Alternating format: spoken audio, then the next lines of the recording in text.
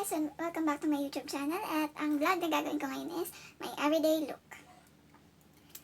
So simulan natin. So ayan guys, andito na naman ako at panibagong vlog, panibagong kagagahan na naman ito. So mga sis, kitang-kita nyo. Kakaligo ko lang mga mare. So, since wala naman kaming pasok kanina, kaya gabi na naman ako naligo. And actually, gabi naman talaga ako naliligo. Naliligo ako before mag-klase, kaso inuulit ko ng gabi kasi maarte ako. So, sisimulan natin and let's go. So, yung kilay ko, huwag yung pansinin guys kasi hindi talaga ako nagkikilay. Ayoko nang galawin yung kilay ko. Makabalisa. Pangit. So, ano lang tayo, simple lang since pandemic ngayon and wala namang ngayon, wala namang ganap, kaya tsaka kababae kang tayo, hindi talaga ako sanay mag-makeup. So, game. Wait lang.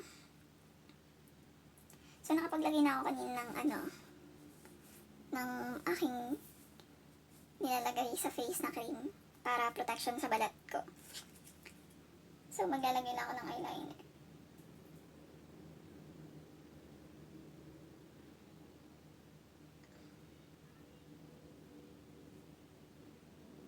Oh shit.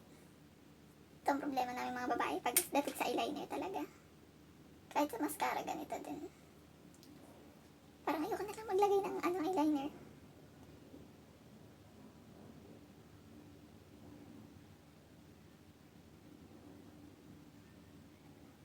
God. Parang naninibaga ako guys. Kasi tagal ko na hindi talaga gumagamit ng eyeliner. Kaya ganyan na lang muna, char. Hindi ko na muna siya dinar kasi.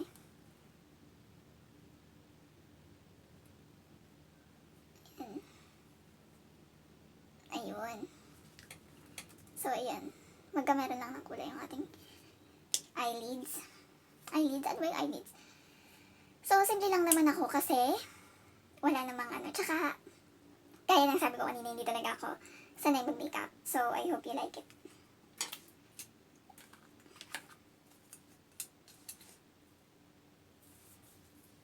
So, sa mga nagtatanong nga pala sa akin na kung ano yung ginagamit ko minsan kung sa mata ko, ito yun, ito siya.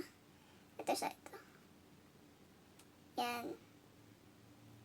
Malabo. Ang labo niya. Ayan yun. Ay, ang labo talaga niya. Ayaw niya luminaw. Ilalagay ko na lang siguro saan. Wala na akong masyadong nilalagay sa mukha ko. So, simulan na natin yung powder muna. Pulbo lang talaga ako guys. Ito siya. Ito lang yung madalas kong gamitin. Kasi, pag sa ibang ko kasi kita nyo naman may pekas na ako. Ang dami nagtatanong kung since birth na yun. Lahi talaga namin siya actually. Lahi namin siya. Kasi, yung mama ko may ganito din. So, since wala din naman ako makwento sa inyo guys. At saka December na ngayon at namimiss ko na rin sa Baguio.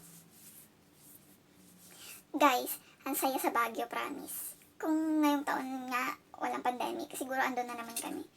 Kasi ang saya ng experience ko doon nung bata pa ako. Kasi medyo hindi naman batang-bata. As in, syempre may edad na pero not that much. Kasi 18 pa lang ako ngayon, guys.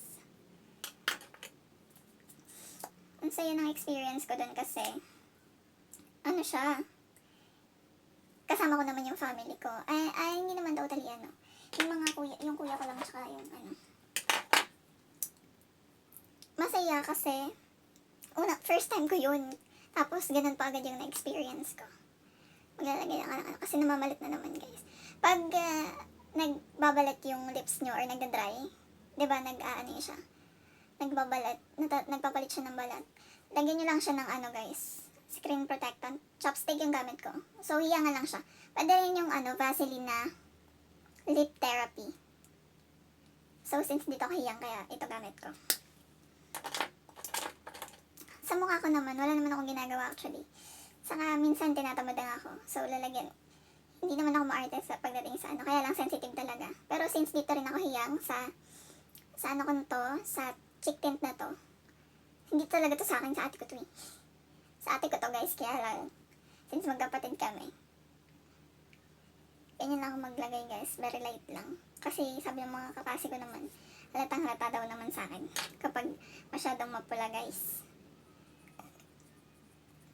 Minsan nga kala nila nasa filter daw ng Instagram, ganyan. Inaasar nila ako talaga. Wait lang mga mare. Wait lang mga sis, kasi hindi pa siya tapos.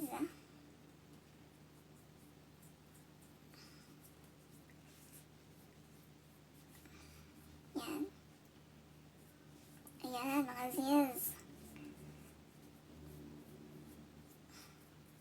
Mga Andrea Brillantes. So, ayun na nga. Asan na ba ako? Kung saan ako napapadpad, guys. So, ayun. Experience ko sa Baguio. Ang saya. Promise. Ilalagay ko na lang yung picture siguro dito. Share ko sa inyo. Meron doon. Napuntahan ko rin na siya. Tourist spot din siya. Kaya lang, kailangan ng schedule siguro pag pumupunta. Parang kailangan ng schedule. Yun yung tanda ko, ha. Ewan ko lang ngayon kung kailangan pa ng schedule. Para siyang camp na ano. Dating camp. Camp ba tawag doon? Parang camp na ano. Nandun yung mga dating aircrafts, yung mga tipong jet, ganyan. Andun siya, guys. May picture na ako eh. Parang multo kasi. Ayan. Ganyan ako maglagay ng cheek tint. Hindi siya halata, guys, na ano. Pero pantay siya pag ano. Para magmukhang ano, tisay, charot. Hindi magmukhang ano. Bakit ganyan? Pantay naman dito sa ano. Pero pantay siya guys, mamontage ko na lang siguro. Ilalagay ko na yung picture ko later. Mukha lang hindi siya. Bakit ganun? Ba't pag dito sa camera wala? Dito naman meron sa salamin. Sinungaling talaga sa salamin ko siya. Maganda siya guys. Recommended talaga ang Baguio kasi bukod sa may malamig siyang weather, ang dami niyang tourist spot kasi lang since wala rin kaming time that day. Kaya short period of time lang kami gumala sa Baguio. At saka yan. So kung nagtatanong ko yung anong purpose na ito, para sunburn ko na Richard. Tsaka sana maglagay din kayo. Dami kong kaartihan sa buhay na pantay naman siya guys sa personal, kaso lang hindi ko maintindihan tong cellphone ko kung bakit ganyan.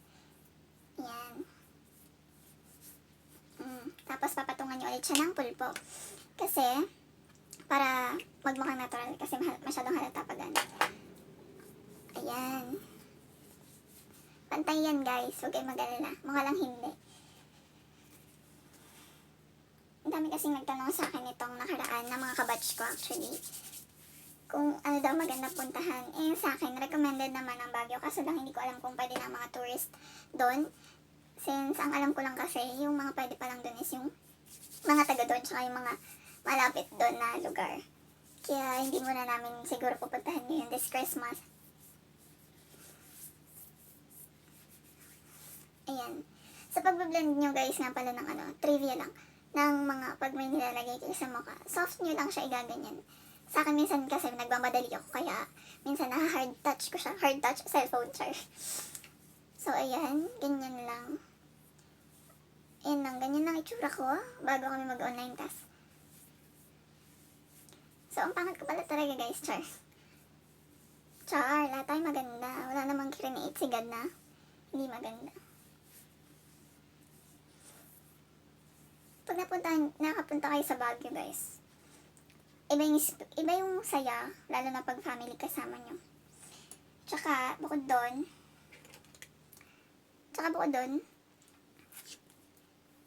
na-appreciate mo yung ganda talaga ng lugar ng Pilipinas. Parang, well actually, ganda siya ng Pilipinas pero parang nasa ibang bansa ka. Nasa ibang bansa, ganun. Kasi, hindi siya yung pag tag-araw daw, mainit na para dun sa mga taga dun, yung well actually, sabi nung namin, na napuntahan namin, uy, by the way, naalala niyo yung sa Forevermore, yung sa nga ba yun? Sa Lesken, yung kay Liza Soberano tsaka kay Enriquel. Napunta namin siya one time. Ang ganda pala talaga ng mga strawberries doon. Tapos natikman namin yung mga strawberries. Ang sarap talaga guys. Kaya tourist spot na rin siya ngayon since hindi naman siya dahil sa nag-shooting doon yung sina Enrique. Pero tourist spot na rin siya kasi maraming ano doon, maraming, bukod sa, dinadayo sila kasi doon sa, dahil sa strawberries nila. Talagang masarap, masarap guys. Doon ko lang natikman yung strawberry na gusto ko talaga, kaya gusto ko rin bumalik doon. Tapos, kung mapupuntahan nyo pa rin yun, ewan ko lang kung okay pa rin yun kasi diba last, itong mga nakaraang ano lang, ang dami nagdaan na bagyo na hindi na bagyo. Ewan ko kung ganun pa rin siya kaganda. Pero para sa akin, iba talaga. Iba ang gandang Pilipinas, guys. Char. So, bago nyo sana, so shoutout nga pala dun sa mga ano dyan. So, ayan, tapos na natin yung ano. Yan. And this is my everyday look. Ganyan lang kapag lumalabas. Kahit nasa loob, ganyan pa rin. Well, actually, wala naman palang nagbago talaga.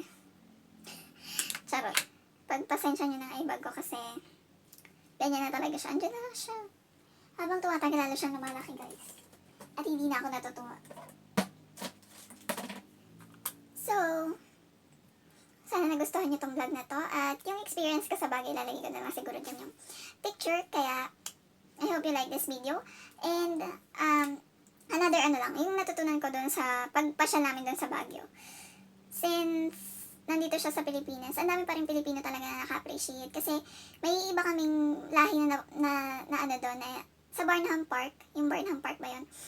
Marami kaming nakasalubong doon na foreigners, mga hindi taga dito sa Pilipinas. Kumbaga, as in alam mo yun, dinarayo pa rin yung mga lugar natin dito kahit alam naman natin na mas maraming magaganda talaga sa ibang lugar. Pero parang sa kanila, iba pa rin yung ganda ng Pilipinas. So, ang lesson din is appreciate our environment and sana, so, i-appreciate lang natin yung ganda ng mundo at sana patuloy natin itong alagaan kasi darating yung araw na mapapakinabangan din to ng lahat at para sa ating din lahat na ginagawa natin to kung maagapan.